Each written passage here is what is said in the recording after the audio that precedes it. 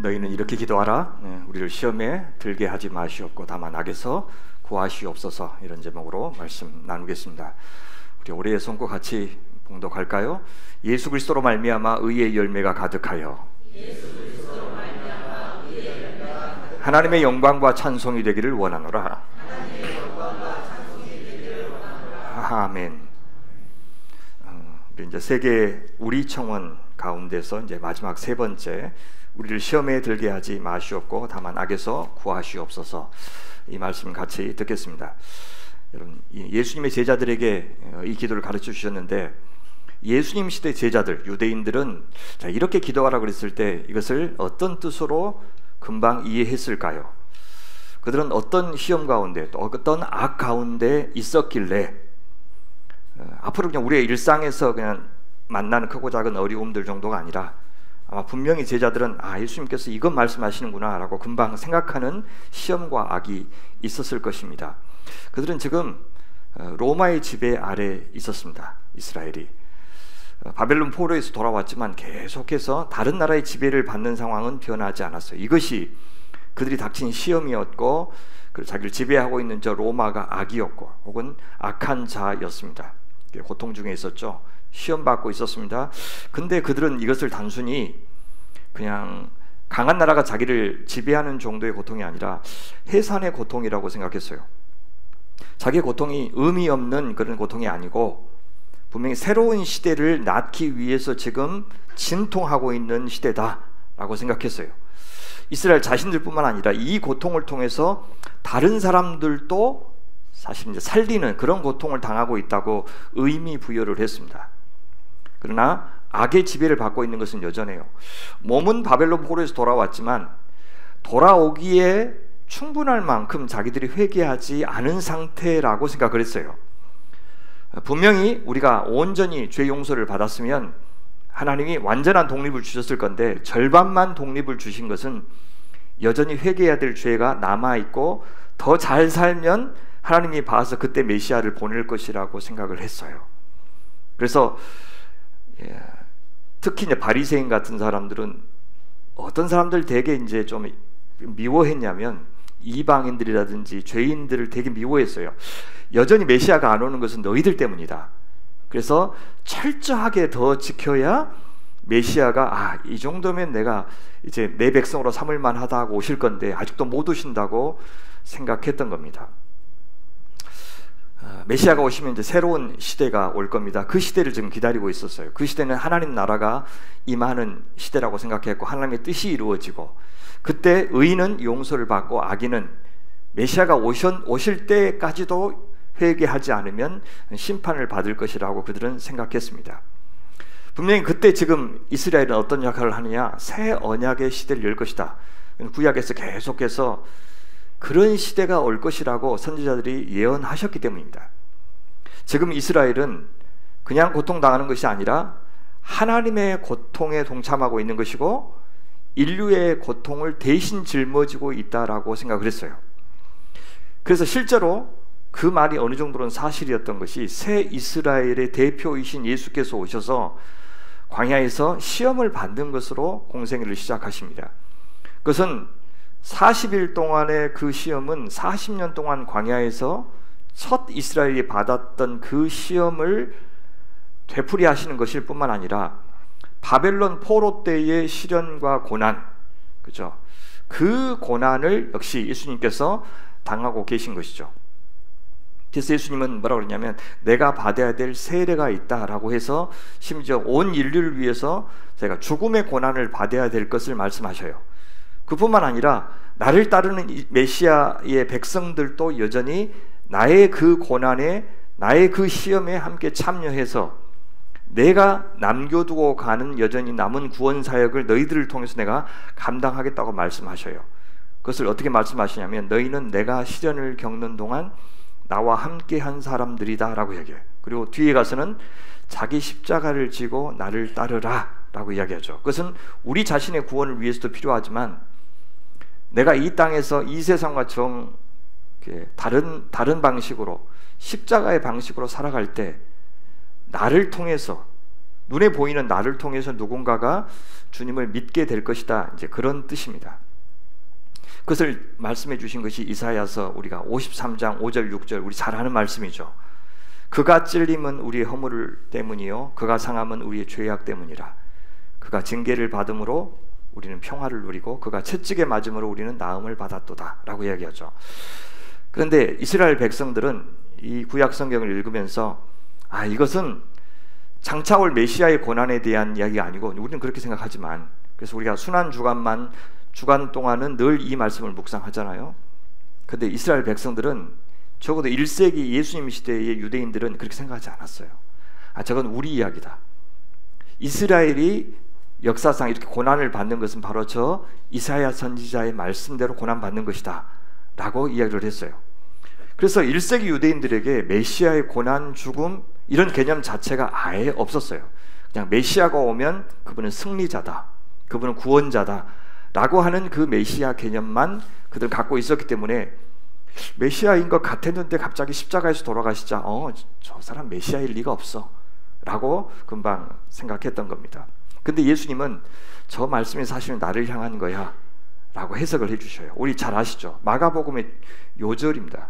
가장 중요한 구절이 10장 45절이에요. 우리 한번 같이 읽어볼까요? 시작. 인자가 온 것은 섬김을 받으려 함이 아니라 도리어 섬기려 하고 자기 목숨을 많은 사람의 대속물로 주려 함이니라. 여기 섬기다는 말이 식탁을 차리다, 우리 집사할 때 하는 말이 여기서 나온 말입니다. 근데 그 섬김이 어떤 섬김이냐면 목숨을 내어주는 섬김이다 라고 이야기를 해요. 근데 왜 목숨을 내어주느냐? 많은 이방인들까지 포함한 많은 사람의 대속물로서 내가 내 목숨을 내어주는 것이 나의 사명이다 라고 이야기해요. 시험 받으시는 예수님, 대신 돌아가시는 예수님, 누구에 의해서요? 악에 의해서. 그 말씀을 하셔요. 겟세마네 동산에서 예수님께서 이제 마지막 그 사명을 감당하시는 그 직전의 순간에 기도했죠. 어떻게 해요? 나의 뜻대로 마옵시고 아버지의 뜻대로 하옵소서. 이것이 방금 지금 제자들에게 가르쳐준 그 기도예요. 내가 시험을 당하지 않게 해주십시오, 악에서 구원해 주십시오 라고 하는 그 기도를 예수님이 이렇게 표현하신 거예요. 너희들도 나처럼 그렇게 기도해라.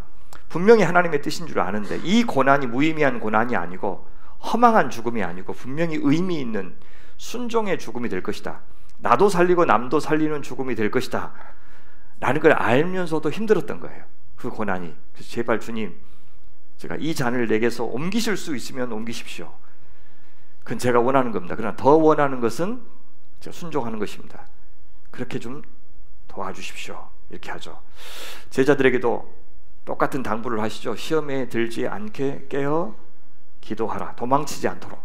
그렇죠? 주님께서 원하시는 것이 무엇인지 아는데 모른 채 하지 않도록 깨어서 기도하라. 나처럼 이제 그런 말이죠. 예수님께서는 곧 이제 십자가를 지시고 부활하실 겁니다. 그러면 이제 하나님 나라의 왕으로 오셨지만 등극하는 사건은 부활 사건이에요. 다윗이 이스라엘의 왕으로 기름 부음을 받았지만 왕위에 오른 것은 한참 후였죠, 그죠? 사울이 죽고 난 다음에 이제 왕위에 비로소 올랐듯이 예수님도 이 땅에 오시면서부터도 왕으로 오셨죠. 그래서 왕으로 오셨다고 예수님이 태어나자마자 천사들이 찬양하고 그랬지 않아요? 근데 실제 왕위에 오르시는 그 사건은 부활 사건, 승천 사건입니다. 그러면 남은 제자들은 이제 어떻게 해야 되느냐? 예수님이 이 땅에 없는데 그 작은 예수로서의 역할을 제자들이 해야 돼요. 그를 자기를 부인하고 자기 십자가를 따르라 라고 하는 말로 표현하신 겁니다. 이제 예수님에게 그랬듯이 남은 제자들에게도 큰 환난과 시련이 있을 겁니다. 또 유혹도 있을 겁니다. 주님을 떠나도록 그렇게 유혹하는 것이 있을 겁니다. 그러나 그 상황에서도 작은 예수로 살아가기 위해서 누구처럼요? 예수님처럼 시험 속에서, 악한 자의 핍박 속에서 끝까지 믿음으로 맞서야 하는 것이 제자들의 삶이었습니다. 자, 그렇게 하기 위해서 필요한 것이 바로 저 기도였다는 뜻입니다. 구체적으로 어떤 시련이 있을 것이라고 주님께서 미리 말씀해 주시냐면, 너희는 스스로 조심하라. 사람들이 너희를 공회에 넘겨줄 것이다. 회당에서 매질할 것이다. 나 때문에, 나로 말미암아 너희가 권력자들과 임금들 앞에 서리니 이는 그들에게 증거가 되려 함이라. 형제가 형제를, 이제 가족의 관계에서부터 아버지가 자식을 죽는데 내주며 자식들이 부모를 대적하여 죽게 하리라. 너희가 내 이름으로 말미암아, 아까 나로 말미암아 그랬죠? 내 이름으로 말미암아 모든 사람에게 미움을 받을 것이나 끝까지 견디는 자는 구원을 받으리라. 끝까지 견디기 위해서 필요한 것이 바로 이 기도다, 그 말입니다. 시험에 들게 하지 마시고 악에서 구하옵소서. 여러분, 우리는 지금 이 기도를 드리고 있는 성도입니까? 우리가 살고 있는 이 세상을 어떻게 보고 있느냐에 따라서 우리가 이 기도를 드리기도 하고 드리지도 않기도 하고 그럴 겁니다.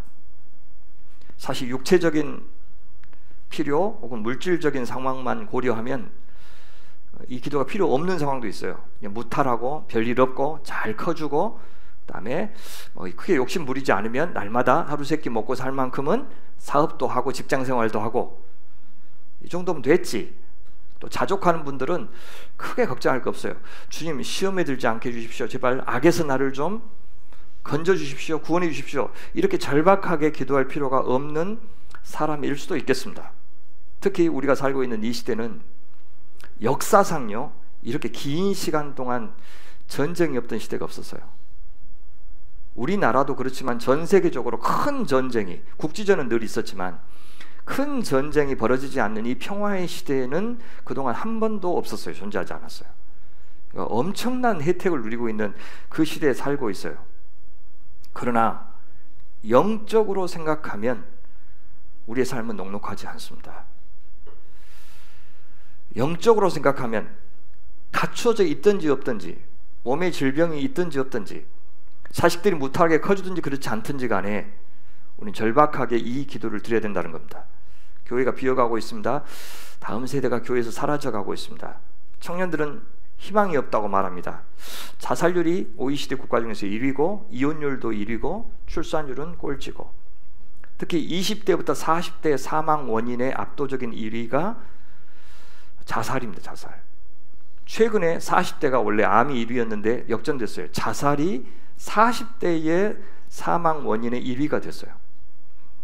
전 세계적으로 우리나라가 참 이렇게 각광을 받고 또 가능성이 많은 나라라고 하는데, 정작 안에 있는 젊은이들은 희망이 없다고 말하는 참 아이러니한 나라가 우리나라입니다. 이런 때 자식을 키우고 이런 때 신앙생활을 할 때 시험에 들게 하지 마시고 악에서 구원하소서, 이 기도를 우리가 절박하게 드리지 않으면 안 될 겁니다. 자, 우리가 이 기도를 한다는 것은 우리가 어떤 존재이고 이 세상이 어떤 곳이고 교회가 어떤 곳이라고 하는 전제가 있기 때문에 우리는 이 기도를 드리는 겁니다. 첫 번째, 우리 인간이 누구라는 전제가 있어야 이 기도를 드리죠. 뭔가 먹고 살 것만 충분하면은 사는데 아무 문제 없어, 걱정 없어. 또 성격이 유난히 이렇게 낙천적인 사람들은 더욱이 기도할 필요가 없다고 얘기할 건데, 실제 인간은 그런 육적인 존재일 뿐만 아니라 영적인 존재고, 특히 지금 우리의 상태는 뭐냐면 죽음의 세력이 늘 우리를 넘보고 있고, 그래서 압도적으로 그 죽음의 세력에 포박당한 사람들이 우리를 계속해서 시험하고 또 유혹하는 그런 상태. 그래서 점점 사람들이 관계를 맺기보다는 따로 떨어져서 혼자 살고 싶어하는 그런 단절과 소외의 상태에 있는 세상에, 원래 인간은 하나님의 형상이죠. 그래서 하나님이 참여하고 있는 그 자유, 그 영광에 참여하고 싶어하는 그런 갈망을 갖고 있는 존재입니다. 그래서 더 완전을 향해서 지향하면서 여정 가운데 있는 사람이 우리예요. 아직 창조는 끝나지 않았습니다. 그러나 동시에 압도적인 많은 인간들은 그 자유를 남용했고 하나님을 떠났고, 그래서 스스로 노예의 길을 선택했고, 그들이 만든 세상에서 우리는 살고 있고, 그러나 그 세상에서 우리 자신을 스스로 우리를 건사할 수도 또 구원할 수도 없는 상태다. 은혜가 필요하고 용서가 필요하고 하나님의 보호하심과 인도하심이 필요한 존재이죠. 우리를 공급하시는 하나님, 우리를 지키시는 하나님, 전사이신 하나님, 재판장이신 하나님, 이 하나님이 다 필요한 존재가 우리입니다 라고 인정하는 사람이 저 기도를 드릴 수가 있는 겁니다. 우리가 사는 세상은 어떤 세상입니까? 혼돈의 세상, 무질서의 세상이죠. 당연히 하나님의 영토이지만 동시에 우리 인간보다 항상 강한 악한 세력이 동시에 다스리고 있는 세상. 때로는 그들이 우리를 핍박으로, 죽음의 위협을 통해서 하나님 떠나라고 만들고, 때로는 유혹을 통해서 하나님이 주는 것보다 훨씬 더 좋은 것을 내가 더 손쉽게 줄 수 있다고 유혹하면서 우리 하나님 떠나도록 만들죠. 그래서 엄연한 하나님의 존재, 엄연한 하나님의 임재, 엄연한 하나님의 통치, 주제, 존재와 임재와 주제를 우리가 불신하게 만드는 것이 바로 이 세상입니다. 물론 하나님은 동시에 이 세상에 여전히 왕으로 다스리고 우리를 사랑하시고 자기 백성들을 이 세상에서 여전히 창조하고 계시는 그런 분입니다. 하나님의 구원과 하나님의 새 창조는 그래서 이 세상으로부터의 구원이 아니에요. 잘 들읍시다. 하나님의 구원은 이 세상으로부터 건져서 저기 어떤 다른 세상으로, 안전한 세상으로 데리고 가는 것이 구원이 아니고 어떻게 해요? 이 세상의 구원이에요.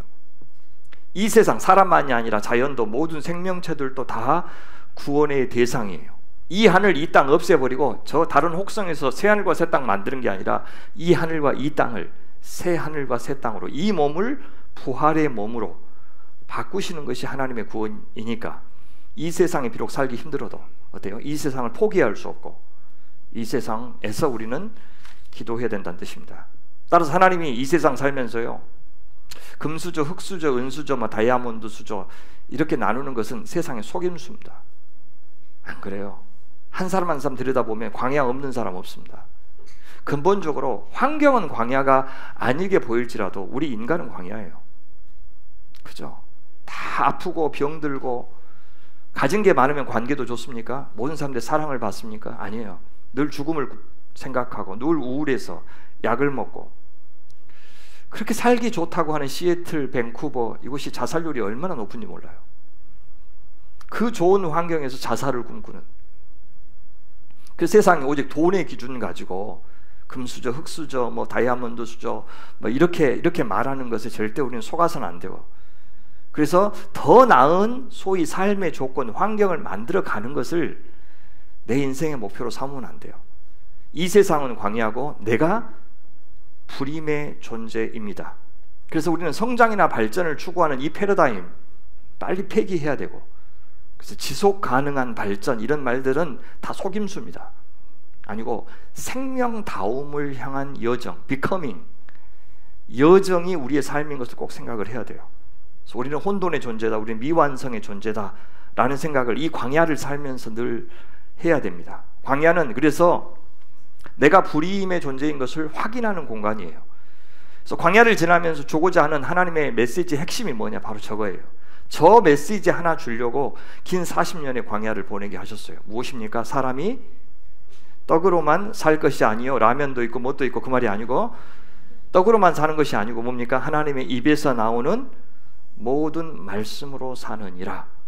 말씀, 하나님과의 관계가 삶과 죽음을 결정한다. 하나님과의 관계가 삶과 죽음을 결정한다. 이거 하나 배우게 하려고 우리를 지금 광야를 살게 하신 겁니다. 그거 배우게 하려고 주님께서 주신 제도가 안식일, 안식년, 희년이에요. 일하지 않음으로써, 일하지 않아도 먹고 사는 거 경험함으로써 어떻게 해요? 이 삶의 조건들이 사실 나를 살렸던 것이 아니구나. 아무것도 안 했는데도 이렇게 하나님이 나를 살려주시는 걸 보니까 원래부터 선물이었구나 라고 하는 것을 깨닫는 거죠. 그래서 나의 불임, 나의 한계, 나의 광야됨, 나의 피조성, 이것을 진실로 인정하면 할수록 참된 안식을 누리는 겁니다. 내가 쉴 때 가장 인간다워지는 겁니다. 말은 제가 이렇게 해도 이번 연휴 때 쉬는 거 진짜 힘들더라고요. 나는 안 되는가 봐. 그래서 진짜 일을 해야 내가 내 존재가 너무 재미있고 그런데 뭘 않고 그냥 가만히 있으려고 그러니까 죽어보려고 그랬습니다. 내가 진짜 너무 힘들었습니다. 그런데 그게 아니고 제가 많이 타락한 거죠. 진짜 관계를 누리고 존재를 누리고 생산성, 효율성, 그래서 그것으로 나를 평가하는 이 세상에 제가 많이 길들여져 있는 상태인 거죠. 왜 우리는 이 기도를 드려야 되느냐?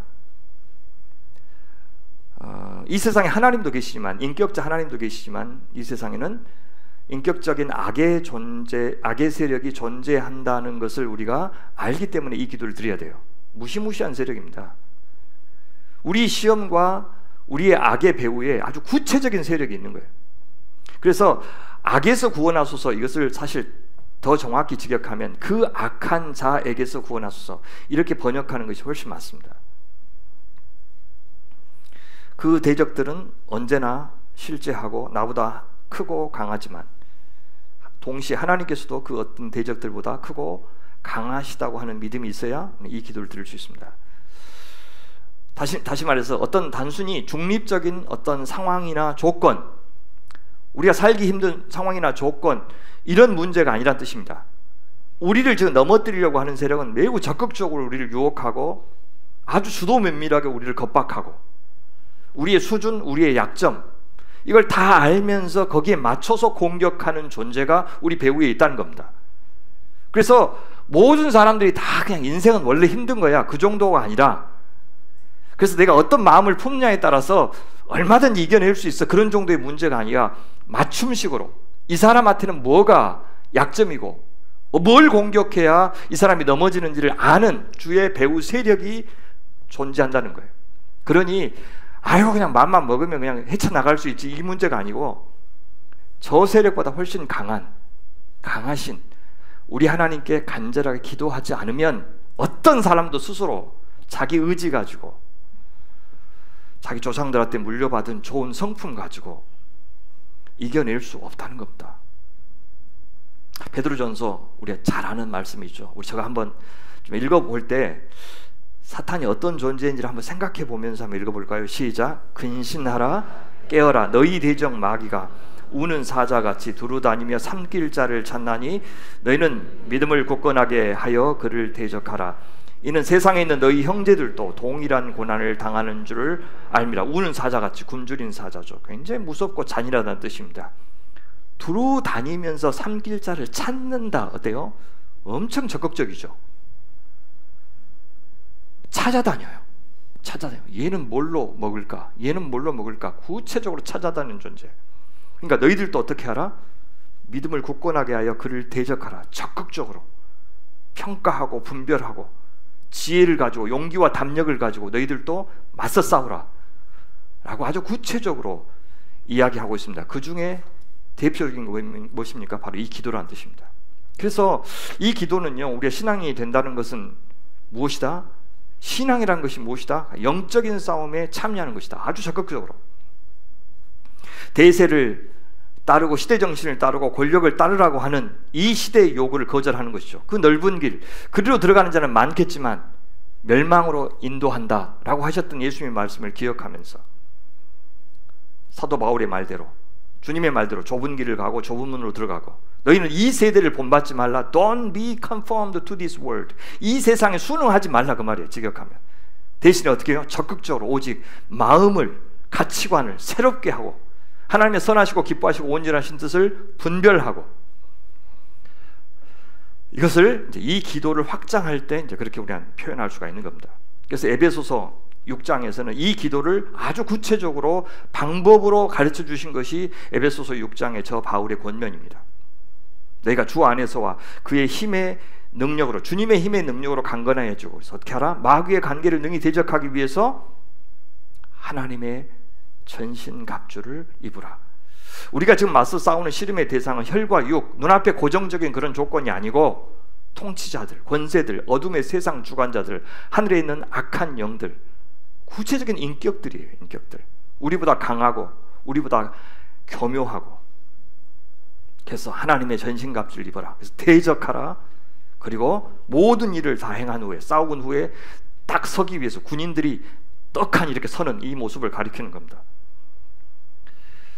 하나님 구원해 주십시오, 하나님 보호해 주십시오, 이렇게 기도하지만 동시에 우리가 맞서 싸워야 한다는 것을 보여줍니다. 그래서 그리스도인이 된다는 것은 스탠리 하워스가 이제 이렇게 이야기합니다. 단순히 이러저러한 것들을 믿는 문제가 아니라 이것이 진리입니다, 이것이 복음입니다, 예스 하는 문제가 아니고, 그 말이에요. 어떤 교리에 동의하는 문제가 아니고 우리가 무시무시한 싸움의 한 복판에 있기 때문에 기도할 수밖에 없다는 사실을 배운 사람 중 하나가 된다는 뜻이다. 나는 기도해야 이 세상에서 하나님의 백성으로 살아갈 수 있어라고 인정하는 사람이 되는 문제.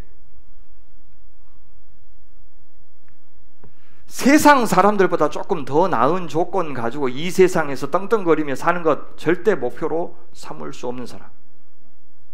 그러니 자력구원도 공로구원도 인정할 수가 없는 거죠. 황제 가이사가 아니라 저 만몬, 돈이 아니라 그리스도를 인정하고 그리스도께 기도하고 그리스도께 충성하고 그리스도를 찬양하는 것, 이것이 바로 싸우는 거예요. 우리의 싸움은 바로 저렇게 싸우는 거죠. 그리스도를 인정하고 그분께 기도하고 그분께 충성하고 그분을 찬양하는 것, 그것이 그리스도에게 대항하는 무시무시한 권세에 우리가 맞서는 일, 맞서는 방법이 바로 저것입니다. 역사상 그래왔던 사람들이 있었죠. 마틴 루터 킹이 그랬고, 저 한 인물이 불과하지만 사실 흑인과 백인 사이의 관계를 완전히 바꾼 그런 인물이죠. 역사에 물꼬를 튼 분입니다. 저 한해종 3학년인 저 젊은 청년이 이번에 팔레스타인 가자 지구에 구호품 전달해 주러 갔다가 붙잡혔던 저 대학교 3학년 저 여학생 용기 보십시오. 그 다음에 12.3 내란 때 그렇게 저항했던 저 키세스 시위단, 그리고 광주 항쟁, 바로 이것들이 저 만몬의 집에, 저 가이사의 집에 우리가 굴복하지 않겠다라고 구체적으로 기도하면서 행동했던 사람들 아닙니까? 하나님의 창조는요, 아무것도 없는 데서 뭔가를 있는 것으로 창조하신 무에서 유로의 창조 맞습니다. 동시에 성경에서 말하는 창조는 혼돈과 무질서와 악한 권세들과 싸워서 하나님이 질서를 만드시고 조화와 아름다움과 선율을 만드시는 일, 사랑과 평화와 정의와 안식을 만드시는 일, 그러니 저 창조는 한 번에 되지 않습니다. 지금도 진행되고 있는 창조입니다. 신앙은 뭐냐? 바로 그 하나님의 창조에 참여하는 일이요, 혼돈과 무질서에 맞서서 그 하나님의 싸움에 참전하는 일을 신앙이라고 그래요. 그래서 골로새서 1장 24절에 사도 바울이 이렇게 말씀하시죠. 나는 이제 너희를 위하여 받는 괴로움을 기뻐하고, 자기가 지금 시험 당하고 있는데, 고난 당하고 있는데 그게 기쁘다. 왜? 그 고난이 무슨 의미가 있기 때문에? 그리스도의 남은 고난을 그의 몸된 교회를 위하여 내 육체에 채우는 일이기 때문에, 그리스도께서 우리가 감당해야 될, 예수님을 믿는다는 말은 그분의 고난에 참여한다는 말이니까, 자기를 부인하고 자기 십자가를 지고 주님을 따른다는 말이니까, 그리스도께서 남겨두신 그 고난을 나는 지금 내 육체에 채우고 있다. 누구를 위해서? 교회를 위해서. 바로 그래서 나는 괴로움을 기뻐한다라고 이야기합니다. 주님께서 여전히 우리를 통해서 창조하시고 우리를 통해서 구원하기 원하신 것이 있습니다.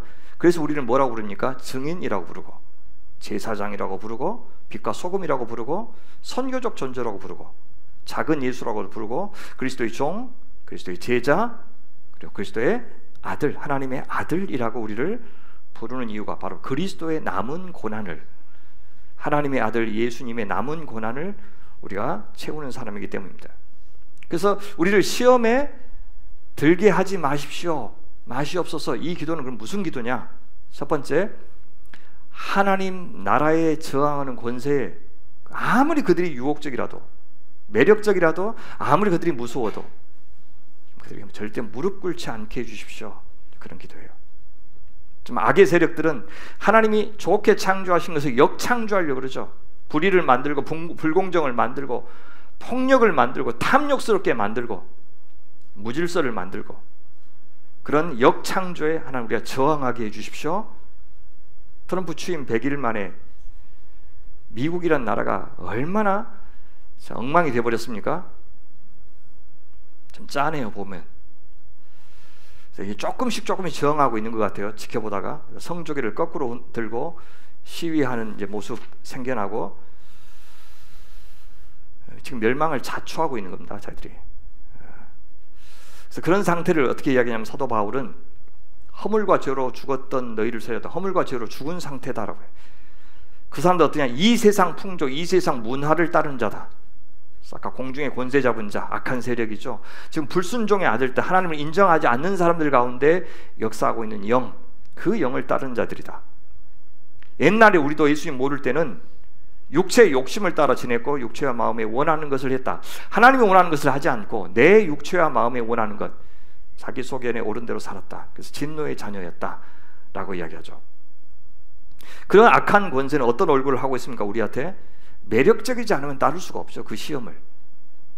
그래서 우리가 마땅히 누려야 될 자유의 모습으로 우리가 마땅히 누려야 될 권리의 모습으로 가장해서 우리한테 찾아와요. 그렇죠? 아니, 사람이니까 그 정도 자유를 누려야지. 왜 자꾸 너는 그런 게 이렇게 종교적인 억압의 굴레에 둘러싸여서 그렇게 사니? 이렇게 하고, 아이, 나는 내 몸을 망가뜨릴 권리도 있고, 뭐 동성애를 할 권리도 있고, 뭐 또 권리도 있고, 막 온갖 권리들 다 주장하죠. 사람들이 만들어 놓은 건 제도, 전통, 관습, 왜 그것들 따르느냐? 라고 하면서 이제는 모든 룰을 다 파괴해버리는 그런 세상에 우리가 지금 살고 있습니다. 그것이 악한 권세의 모습이에요. 월가의 모습으로 우리한테 찾아오고요. 우리도 마찬가지예요. 지금 이재명 정권 들어섰지만 돈이 기준이에요. 발전이, 성장, 발전, 그런 것들 구호에 그리스도인들은 속아 넘어가면 안 돼요. 왜 돈이 필요 없습니까? 근데 언제는 돈 강조 안 했는데 돈을 다른 식으로 강조하는 거예요. 야, 이제는 부동산 갖고 돈 못 벌어. 주식해야 돼. 주식. 그러면 아이고, 이제 몰랐던 거 새로 깨달았나? 역시 훌륭한 대통령이야. 그렇게 반응하면 그리스도인이 아니라고요. 옛날이나 지금이나 돈이 전부야. 돈 더 많이 벌 수 있는 방법, 옛날 사람들은 몰랐던 거야. 이제 나는 알아. 그렇게 말하는 대통령이라고 환호하면 안 된다, 그 말이에요. 그 지금 주식이 엄청 떨어졌죠. 전 세계적으로. 왜 주식을 믿어요? 부동산보다 조금 더 안전한 방법이고 돈을 더 많이 벌 수 있는 방법이면 다 그리 가야 됩니까? 조심합니다. 미국 주식 사면 막 돈 엄청나게 번다고 막 선전 많이 하죠. 두고 보세요. 미국에 몰락과 함께 그 주식도 몰락할 거니까. 정직한 땀의 대가. 그죠? 자, 이런 모습으로 우리한테 괜찮아 하면서 계속 다가올 겁니다. 어른들이 가장 큰 죄를 짓고 있는 게 저 교육 분야예요. 학교 문제 있다는 거 몰라요, 어른들이. 학원 중심의 이 교육이 문제가 있다는 걸 누가 모릅니까? 다 알죠. 근데 정말 그들이 가르치는 거, 그들이 만든 교육제도, 진학제도, 이게 얼마나 정당합니까? 거기다 우리 자식들 다 맡겨놓으면 우리 자식들이 굉장히 좋은 사람, 특히 하나님이 기뻐하시는 사람이 됩니까? 아니죠. 자기들이 필요한 사람을 만들어내는 거죠. 자기들이 필요한 자원들을 공급하는 곳으로 학교를 만들어내려고 해요. 다른 대안도 없고 다른 힘도 없고 다른 돈도 없으니까 제가 다르게 못하는 거지, 그것이 옳다고 해서 거기 가는 게 아니에요. 그래서 좀 아침마다 우리 선제 데려다 주면서, 인수도 그랬지만 데려다 주면서 늘 대화하면서 그 이야기예요. 이 경쟁 체제에서 이기는 사람 되려고 하지 말고 좋은 사람 되라. 네가 무슨 은사를 가졌든지, 그것이 네가 무슨 결정을 하든지 다른 사람과 함께 더불어 함께 살 수 있는 그런 사람 되는 것이 더 중요하다, 더 중요하다, 더 중요하다라고 날마다 아침에 출근할 때마다, 출근이 아니죠, 뭐라 그래, 계약? 아니 등교할 때마다 늘 이야기를 해줘요. 제가 어떻게 저 교육 제도를 극복할 수 있는 학교를 만들 수가 있습니까? 무슨 힘으로요? 말이라도 그렇게 하는 거예요. 말이라도. 다 속임수입니다. 미디어도 마찬가지예요. 무엇이 진실이죠? 팩트요? 팩트만 정확히 보도하면 바른 보도입니까? 아니죠. 팩트에 대한 해석이 사실 언론사의 역할이죠. 해석이 언론사의 역할인데 팩트 자체부터 왜곡하니까 해석은 아무 의미가 없는 그런 것이 돼버렸는데, 팩트만 정확하면 그러면 우리가 다 믿을만 하냐고요? 아니죠. 이들의 역사관, 이들의 국가관, 이들의 경제관, 그때 하나님 나라의 그것과 일치합니까? 이 질문을 던지지 않으면 우린 시험에 빠집니다. 악한 자들의 노예가 된다고요. 물질적인 예속, 사상적인 예속으로 들어가게 됩니다. 제일 심각한 것은 종교 권력이죠. 참 종교는요, 우리를 사랑과 자유의 사람으로 창조해요. 참 종교는, 그것이 뭐든지 간에. 근데 거짓 종교는 우리를 탐욕과 소외와 폭력의 사람이 되도록 창조합니다. 저분들하고 내가 친하게 지내는 건 아니어도 저분들 근처에서 같이 지내는 분들과 작년 한 해 유독 식사도 많이 하고 같이 일도 많이 해봤는데, 그래서 다들 큰 교회 하려고 그러는가 보구나 하는 걸 느꼈어요. 몇십만 원짜리 밥을 먹으면서 그렇게 회의를 하고, 이 맛으로 사람들이 이렇게 큰 교회 하려고 그러는구나. 얼마나 말도 이쁘게 하고 교양 있게 하고 그런지 몰라요. 그런 말 들어가면서 그 하나님이 안 기뻐하십니다 라고 담대하게 이야기하고 선을 긋는 거요, 보통 용기가 아니면은 못하겠구나 하는 생각이 들었어요. 다 다 넘어갑니다. 다. 김정한 목사님 한번 만나보십시오. 다 넘어가요. 그래서 기리성 교수는 이렇게 얘기했어요. 세상의 권력 중에서도 가장 권력이 아닌 것처럼 위장하는 게 바로 종교다. 우리 하나님은요, 사회적 하나님이시고 관계의 하나님이시고 평화의 하나님이셔요. 공적인 하나님이셔요. 그래서 진리도 공적이에요. 사적인 진리가 아니에요. 나한테만 좋은 진리는 진리가 아닙니다. 그래서 참 복음은 늘 공격을 받아요. 누구한테요? 하나님 없는 세상의 사적인 진리, 탐욕적인 진리. 교회 안에도 하나님이 없으면 그렇게 되죠. 배타적인 진리, 제도화되고 거대한 종교에게 항상 공격을 받습니다. 그래서 그런 타락한 그런 종교 권력에 저항해서 종교 개혁도 일어나고 수도원 운동도 일어나고, 우리나라에도 유용모나 무교회주의나 여러 페로처치 운동들, 선교단체 운동들 있죠. 이런 것들이 기존 세력들이 갖고 있는 이런 소위 사적인 자기만의 울타리를 벗어나서 하나님의 복음이 갖고 있는 그 풍성함, 자유, 이것들을 일부 반영해 보려고 애쓴 흔적들이죠. 제도교의 한계에 대한 저항이었고 대안을 모색하는 운동이었던 겁니다. 우리를 시험에 들게 하지 마옵소서, 이 말은 결론적으로 하나님 외에는 인생의 가치와 의미를 결정하는 어떤 우상도 두지 않겠습니다. 어떤 기준도 두지 않겠습니다. 하나님 그렇게 하도록 도와주십시오. 그런 기도예요. 오직 무엇만 자랑하고요, 그리스도의 십자가 외에는 어떤 것도 자랑하지 않겠습니다. 이것이 우리의 기준이 되어야 됩니다. 뭔가 이러면 많이 헷갈리고 이렇게 해야 될지 저렇게 해야 될지 모를 때 무엇이 십자가에 어울리지? 무엇이 십자가에 어울리지? 이걸 생각하면 돼요. 이 처자하고 결혼할까 저 처자하고 결혼할까 하면 어떻게 결혼하면 돼요? 뭐가 십자가에 어울리는 가시네지? 이렇게. 혹은 총각이지 사윗감이지? 생각하시면 되지 않겠어요? 좁은 문이지? 무엇이 좁은 길이지? 그 길을 선택할 때 시험과 악에서 보호를 받을 수가 있을 것입니다. 심지어요, 하나님 우리를 자신의 도구로 사용하다 버리시더라도, 버리는 것처럼 보일지라도 그것조차 받아들이는 삶이 십자가입니다. 대가와 보상을 넘어설 때 우리는 시험에 빠지지 않을 수가 있어요. 나의 옛사람이 죽지 못할 때 우리는 시험에 빠지잖아요. 무슨 말입니까? 인정과 평판을 추구할 때 시험에 빠진다는 뜻이에요. 그럼 서운하죠. 내 자아가 살아있을 때 서운한 겁니다. 그때 진리도 공동체도 하나님도 다 버려요. 왜? 내가 여전히 내 인생의 왕이니까. 우리를 시험에 들게 하지 마옵소서. 이 기도는 그래서 하나님 선과 악, 또 하나님의 뜻을 아는 그 분별력, 지혜를 주십시오. 바깥에서 계속 오는 강한 그 시련을 극복할 수 있는 능력, 용기를 저한테 주십시오. 그 말이에요. 하늘에 속한 지혜를 얻기를 원합니다. 성결하고 화평하고 환영하고 양순하고 긍휼이 많다고 했던 그 하늘의 지혜를 얻기를 원합니다. 저 땅의 것, 정욕의 것, 귀신에게 속했다고 하는 저 세상의 지혜, 주님 잘 분별하도록 도와주십시오. 그래서 내가 지금 품고 있는 것이 그냥 단순히 욕구인가 아니면 욕심인가? 이게 정말 정의를 추구하는 것인가 아니면 나를 정당화하는 것인가? 이게 하나님을 위한 비전인가 아니면 나의 야망인가? 주님 이것 사이를 잘 분별하도록 도와주십시오. 그렇죠?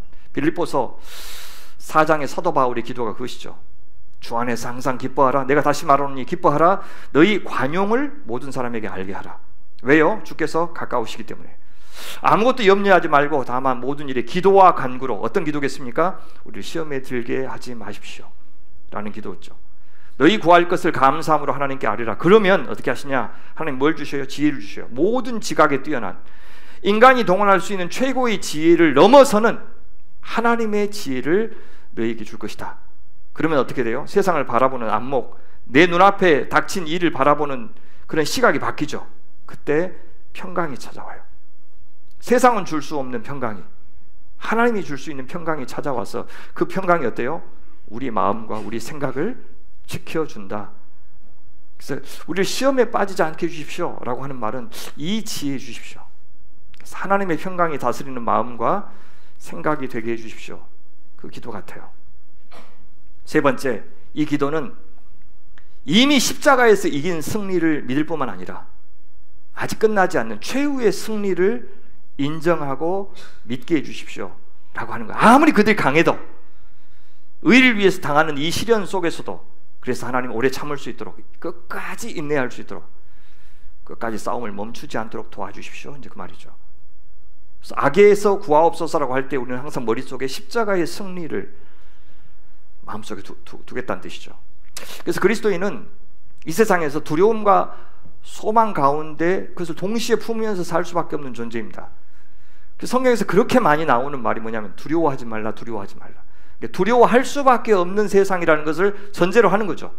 그러나 두려움만 있는 사람들은 불신으로 가죠. 소망도 같이 품는 것. 십자가에서 이기신 주님이 우리 주님이신데, 저 최후의 승리를 약속해 주신 주님은 우리와 함께 하시는데 내가 왜 두렵기만 해? 아니야, 두려운 것 맞아도 소망을 품고 사는 거죠. 그것이 바로 예수님을 잉태한 마리아가 갖고 있었던 마음이라고 성경은 이야기하죠. 그것을 데오토코이라고 이야기해요.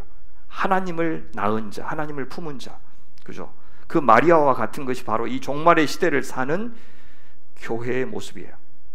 로마서 8장에서 바로 이 말씀을 우리를 위로하시죠. 최후의 승리를 믿으라 하는 말을 어떻게 표현합니까? 만일 하나님이 우리를 위하시면 누가 우리를 대적하리요? 자기 아들을 아끼지 아니하시고 우리 모든 사람을 위하여 내주시니까. 이렇게 큰 사랑을 보여주신 분이 계시는데 다른 어떤 피조물이라도 우리 주 그리스도 예수 안에 있는 하나님의 사랑에서 끊을 수 없느니라. 최후의 승리에 대한 우리의 확신을 가질 수 있는 근거는 뭡니까? 십자가의 승리예요. 그 십자가의 승리가 무엇을 위해서 주신 승리입니까? 무엇에서 나온 승리예요? 우리를 향한 하나님의 사랑에서 나온 승리죠. 그 사랑이 여전한데 왜 미래의 최종적인 승리를 우리가 확신할 수 없단 말인가? 하나님의 사랑에 대한 믿음 때문에 승리에 대한 믿음도 가질 수 있고, 그래, 이 기도를 드릴 수 있는 겁니다. 특히 여기서요, 나를 시험에 들지 말게 하옵소서라고 이야기하지 않고 뭐라 그래요? 우리를 이라고 이야기하죠. 이 말은 이 모든 세상의 죄악에 대한 책임이 공동으로 있습니다. 그리고 이 세상은 나 혼자 열심히 노력하면 이길 수 있는 게 아니고, 심지어 하나님 앞에 기도하는 것조차도 내 혼자 힘으로 안 되고, 공동체와 협력했을 때 이 시험을 이길 수 있다는 전제가 있는 거예요. 나는 지금 심간편하게 잘 살아도 누군가를 위해서 중보하면서 기도해야 되는 이유가 우리는 서로 연결되어 있어요. 같이 살고 같이 죽는 운명 공동체이기 때문에 그렇다라는 것이 이 안에 들어있어요. 느헤미야서를 보면요, 예루살렘에 갔다 온 사람들을 통해서 그 예루살렘의 상황을 들었어요. 사로잡힌 밀면하고 남아있는 자들이 바벨론 포로로 잡혀가지 않고 여전히 예루살렘에 남아있는 사람들이죠. 사람들이 큰 환난을 당하고 능력을 받고 예루살렘 성은 허물어졌고 성문들은 불탔다 하는 말을 듣고 느헤미야가 어때요? 울고 수일 동안 슬퍼하며 하늘의 하나님 앞에 금식하면서 기도해요. 자기 문제인 것처럼 나는 여기서 고위 관료가 되어서 잘 살고 있다 라고 편안해하는 것이 아니라 지체들의 어려움을 보면서 많이 힘들어하고 있어요. 그러면서 기도하는데 뭐라고 그러냐면 6절 보십시오. 우리 이스라엘 자손이 주께 범죄한 죄를 자복하오니, 저것들이 잘못해가지고 혹은 저기 조상들이 잘못해가지고 그렇게 이야기하지 않고 우리 이스라엘 자손이, 그리고 그 밑에 보면 종의 기도를 들으시옵소서 하면서 나와 내 아버지의 집이 범죄하여, 그러죠. 나도 범죄했습니다. 내 아버지의 집도 범죄했습니다 라고 하면서 연대 책임을 이야기하고 있어요. 주님도 기도하시면서 베드로에게 뭐라고 그러시냐면 겟세마네 동산에서 너희와 나와 함께 한 시간도 이렇게 깨어 있을 수 없더냐. 시험에 들지 않게 깨어 기도하라. 지금도 주님은 우리보다 훨씬 더 많이 기도하실 겁니다. 그렇죠? 하나님의 보좌 우편에서 성부 하나님께 우리를 위해서 많이 기도하실 거예요. 근데 우리도 깨어서 당신의 기도에 동참해 주기를 지금도 바라시는 거죠. 다른 제자들이 깨어있도록 함께 해주는 우리.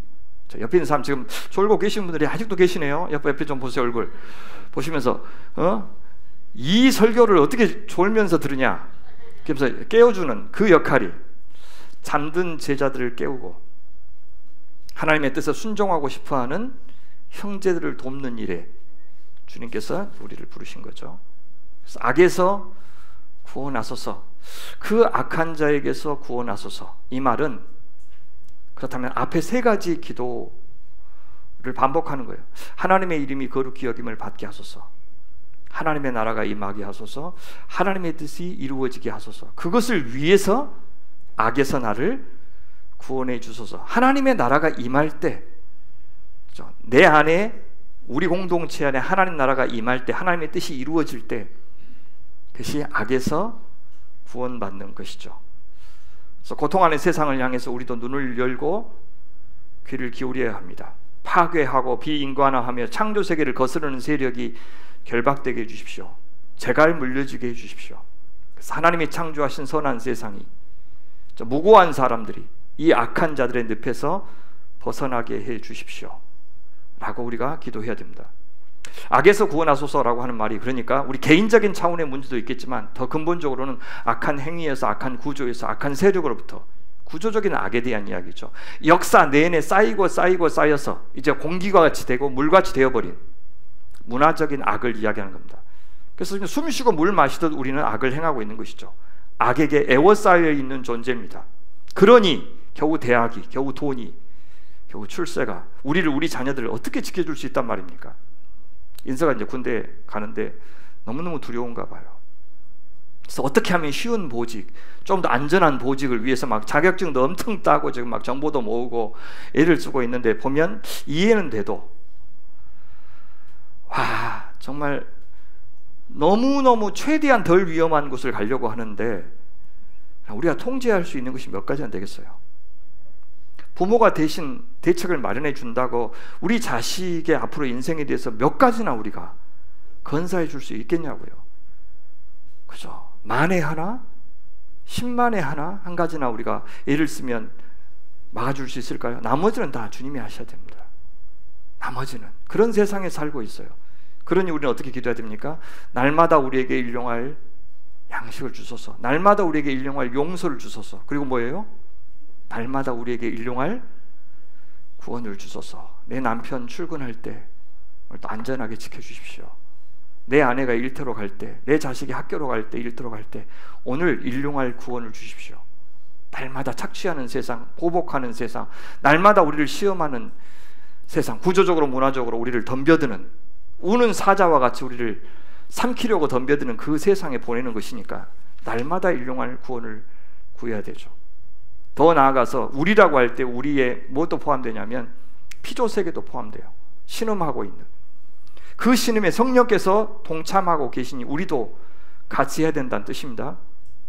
그래서 피조물이 다 이제까지 함께 탄식한다. 열매 받은 우리까지도 속으로 탄식한다. 오직 성령이 말할 수 없는 탄식으로 우리를 위하여 친히 간구한다.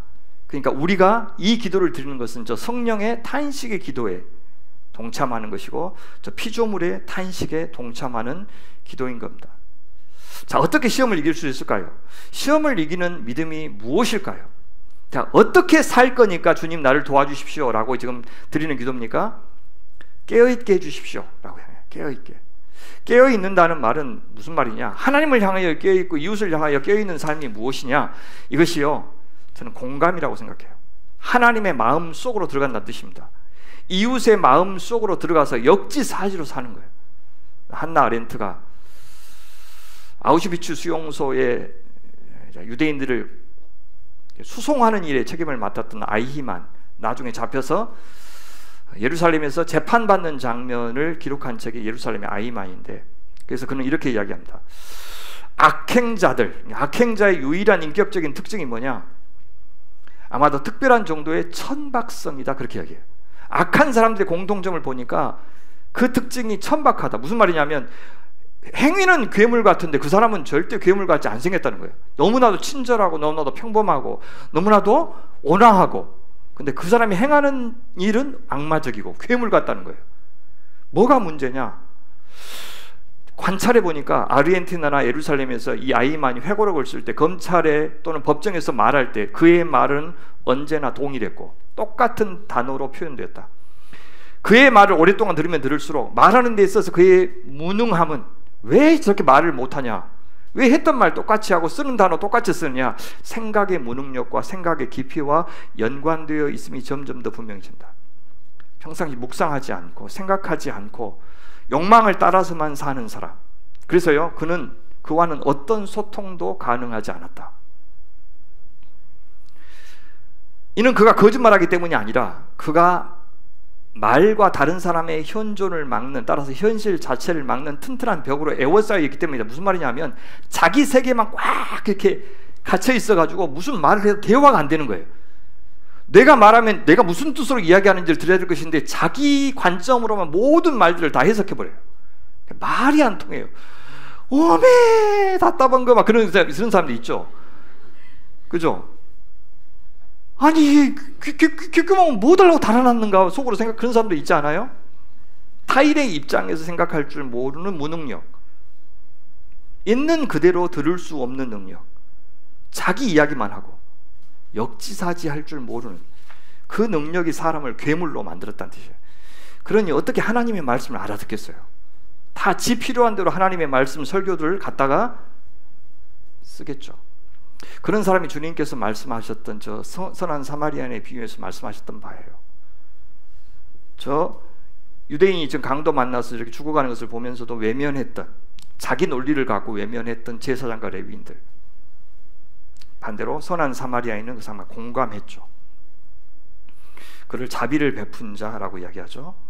저 시험에 빠진 자를 자비를 베푼 자, 공감한 자였다는 뜻입니다. 독일의 신학자 마르틴 니뮬러가 이렇게 이야기했어요. 나치가 공산당원에 갔을 때 나는 침묵했다. 나는 공산당원이 아니었으니까. 그들이 사회민주당원들을 가뒀을 때 나는 침묵했다. 나는 사회민주당원이 아니었으니까. 그들이 노동조합에게 갔을 때, 나치가 노동조합에 갔을 때 나는 항의하지 않았다. 나는 노동자본이 아니었으니까. 그들이 유태인에게 갔을 때 나는 침묵했다. 나는 유태인이 아니었으니까. 그들이 나에게 왔을 때 나를 위해 말해줄 이들이 아무도 남아있지 않았다.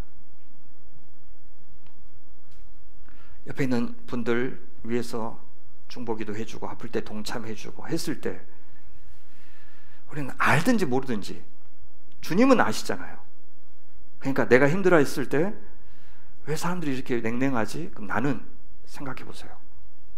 나는 너무너무 잘했는데 이 사람들은 너무한다가 아니고 하나님이 다 그 마음을 통하게 하시니까 정직하게 내가 한 대로 받는다고 생각을 하셔야 됩니다. 말씀 맺겠습니다. 우리를 시험에 들게 하지 마옵시고 다만 악에서 구하시옵소서. 무슨 기도냐? 해방과 자유를 갈망하는 기도예요. 모든 노예, 모든 압제, 모든 반생명, 모든 역창조, 모든 소외로부터 좀 저는 해방되고 싶습니다. 자유롭고 싶습니다. 주님 도와주십시오. 그 말이죠. 그리고 주님, 당신의 창조에, 당신의 씨름에, 당신의 승리에, 당신의 고난에 저도 참여하고 싶습니다. 참전하고 싶습니다. 주님 용기를 저에게 주십시오. 그 말이죠. 그리고 하나님 제 힘으로 못 삽니다. 당신과의 교제, 당신과의 동행, 또 성령님의 인도하심, 이것이 있어야 살 수 있습니다. 저를 보호해 주십시오. 저를 이끌어 주십시오. 자, 이 기도예요. 그리고 주님, 저는 혼자는 못합니다. 저는 이 공동체와 함께 가겠습니다. 저는 이 공동체에 책임이 있습니다. 공동체와 부디 공감하면서 한 마음 되게 해주십시오. 이웃과 세상과 생태계와 역지사지의 마음으로 하나가 되게 해주십시오. 주님, 그렇게 공동체와의 연대를 요청하는 기도, 쉐어인 기도입니다. 예수님 여기에 대해서 응답해 주시죠. 같이 한번 읽어볼까요? 너희가 세상에서 시련을 당할 것이나 용기를 내라. 내가 세상을 이겼노라. 기도하겠습니다. 하나님, 우리의 기도에 내가 세상을 이겼다. 내가 너를 사랑한다. 용기 내라. 최후의 승리 약속해 주시면서 오늘 이 싸움에, 이 창조의 역사에 초청해 주시니 이제는 저희가 순종하며 온 공동체와 한 마음으로 나아가게 도와주시옵소서. 예수님의 이름으로 기도하옵나이다. 아멘.